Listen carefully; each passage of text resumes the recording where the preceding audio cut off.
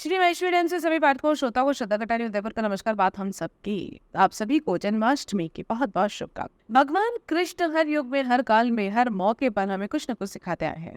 जब भी हम किसी को अपना आदर्श ढूंढते हैं तो तमाम गुण तलाशते हैं। वो तमाम गुण श्री कृष्ण के अंदर में बसे हुए, फिर चाहे वो किसी से प्रेम करने का हो, या किसी की इज्जत बचाने के लिए दौड़ने का हौसला हो, या कान्हा में एक समर्पित प्रेमी को लेकर बेहतर कूटनीतिज्ञ, एक अच्छे स्पीकर, कला प्रेमी, सूझबूझ, हास्य विनोद से भरे इंसान के वो सारे गुण मौजूद हैं जो हम अपने एक आदर्श में खोजते हैं। और इन गुणों से बहुत सारी प्रेरणा ली जा सकती है। चपलता और चंचलता। श्री कृष्ण ने ऐसा बचपन जिया है कि लोग अपने बच्चों को आज भी कान्हा कहकर बुलाना पसंद करते हैं। और अपने बचपन की लीलाओं से उन्होंने चपलता और चंचलता से सिखाया कि नीरस जिंदगी नहीं जीनी चाहिए।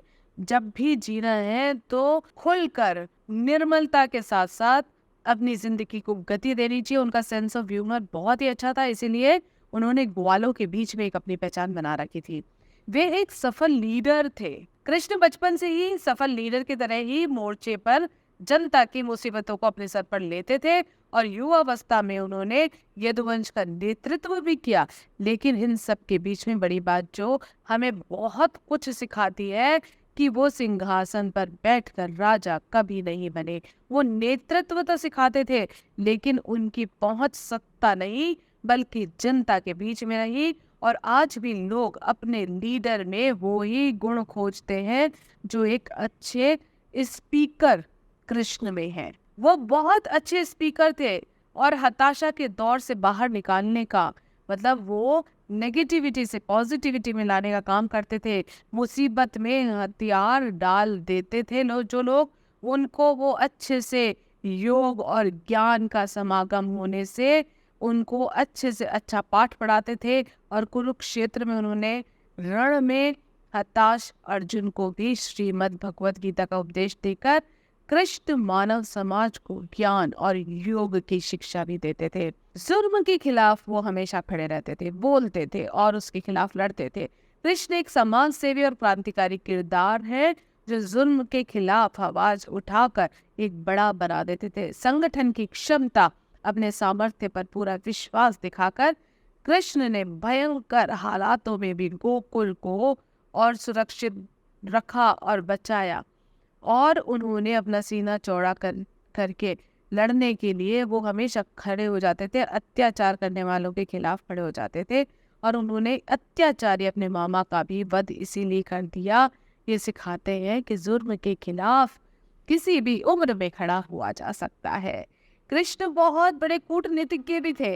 कुरुक्षेत्र में जब कौरवों की सेना थी तो दूसरी तरफ अर्जुन के रथ के सारथी बने और कृष्ण पूरे आत्मविश्वास से मुस्कुरा रहे थे।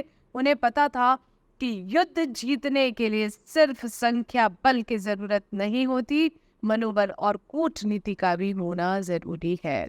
अच्छे दोस्त कैसे बना जाता है वो भी कृष्ण ने सिखाया है। जीवन यूं तो अकेला भी बीत सकता है, लेकिन अगर जीवन में कृष्ण जैसा सखा सुदामा के भाग्य में संवर गया और सुदामा के पग पखारते हुए कृष्ण हमें उस आदर्श से स्थापित होने की सीख देते हैं कि जहां हम पद, प्रतिष्ठा, मान पाकर अपने उन दोस्तों को भूल जाते हैं, जिंदगी दौड़ में, परिस्थितियों में आगे बढ़ जाते हैं, लेकिन हमें दोस्तों का ध्यान रखना है, उनका मान सम्मान करना है। एक सफल प्रेमी, समर्पण और त्याग भी श्री कृष्ण ने सिखाया।